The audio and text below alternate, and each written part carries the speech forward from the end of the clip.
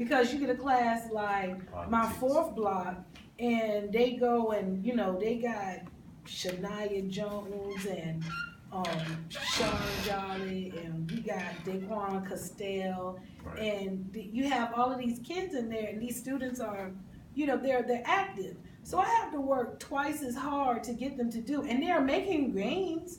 They're actually doing quite well. But the problem is that why do I get the tough kids and turn them into something workable, and then you give, old timid, Judy over there, and you give her all the honors kids, all the kids that are in AP classes, and then she gets all of her kids get 550 and above, and then my kids get 400, and you looking at me like, well, make sure next time they get 450 and 500. You know what I'm saying? So that's why performance pay is. That's why it's bad. Yeah. And then it's going to be based on SOL test. Yeah, and it's based on SOL tests. I mean, but or in Virginia would exactly. Be. But then the part is that why can't you pay us for the work that comes from our discipline?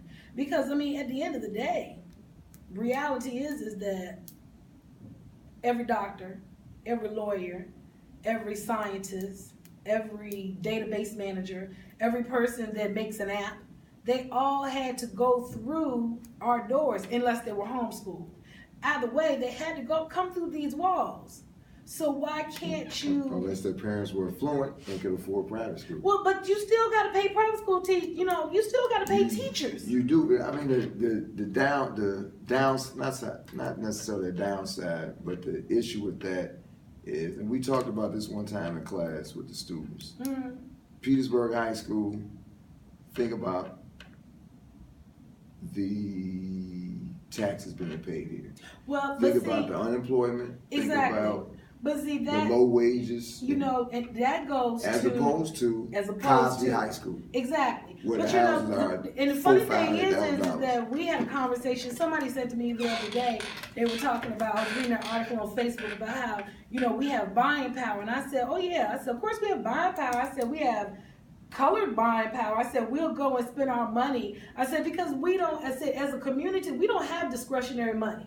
I said, our money basically is when you pay your bills, you have enough money to last you maybe until the end. You don't have discretionary money to invest back into the community. So when people were sitting up here talking about, they got, these pies and all, I said, pie? I said, are y'all crazy? I said, that doesn't mean we have buying power. That means that we took money from something else that we probably needed to spend money on, like, electric bill and stuff or anything else, and then put it into a damn pie instead of going and investing it in the community. But see, that's why. That's why we don't, and that's why we don't have Applebee's. That's why we don't have those things, because in order for those things to come into our community, the population has to make a certain amount.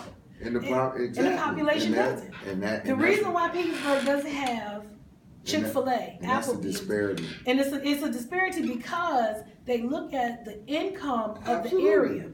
And when you don't have a certain amount of income, the average income for Petersburg is like $34,000 for those companies. I would think it'd be lower. And you would think so, but it's not, because see, they don't know the people over there living on Northampton that like my sister is making the money. They don't know about them. We forget about them because we only see our school. That's still low, $34,000 as opposed to. But see, that's the Chesterfield community. Probably 45, 50. It probably more than that. But that's the thing though. That's why we can't get those businesses here because we don't have the money. You're not gonna get businesses. And you're not gonna get businesses until fast food joints, yeah. Yeah. Not gonna sit down restaurants. Yeah, because the sit down restaurants, not unless you get something that is entrepreneurial, and then entrepreneurs, you got to support them. You get a Kroger spot. Yeah, we can get a Kroger spot. We can get a Tradition. You're not gonna get a chain.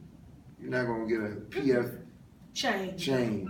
We'll never get. You know what I'm saying? You're not gonna get that. You're not gonna be a chain. You'll never get a Chick-fil-A. And that is the disparity of education in the public sector. In the public standard. And it's unfortunate. It really is. It's unfortunate because we do. And even though the vast majority, the population that has wealth is in small numbers, they have affluence. And until we learn that it takes a sacrifice It takes a sacrifice in order to get that level, because we look at, oh, we want to get paid, but we have to realize there's a difference between being rich and being wealthy. Wealthy lasts a lifetime. The Kennedys are wealthy. They will never be poor because they have taken the basis of their money and invested it, and they live off the return. That is the discretionary. But we will be, we always can be rich, but we'll never see wealth until we learn to sacrifice. I mean, it's a tough animal to sit there and think that, we don't get paid what we're worth.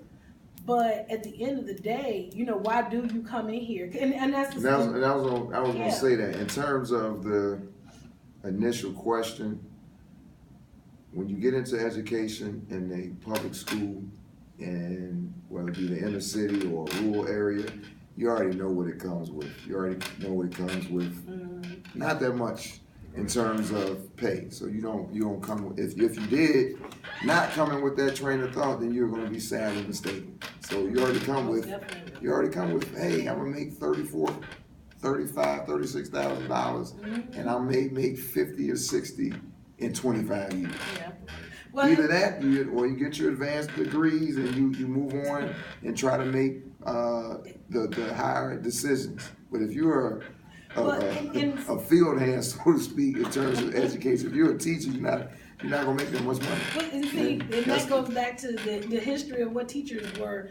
Initially, teachers' salaries were not meant to be lived off of, because initially teachers were not supposed to be individual singles. We were supposed to be married. In most cases, women. If you were a man, you didn't have to be married. But if you're a woman, if you were a teacher, you were supposed to be married. These were rules that school systems had. You had to be married. You had to, have a husband. If you were single, you had to live with a sponsor family, almost like, feed the children sponsor. So the basis of what our field, our discipline of education, it was never technically meant for us to live off of that income. However, we make it, and we do. And don't get it twisted, just because you get the advanced degrees don't mean anything. That's true. But I mean, but you can eventually do something. You probably should look into, we were talking about this, my daughter had a sleepover, and I was talking with my friends about just education. They politicking in the sleepover. No. I was talking to the parents of our parents.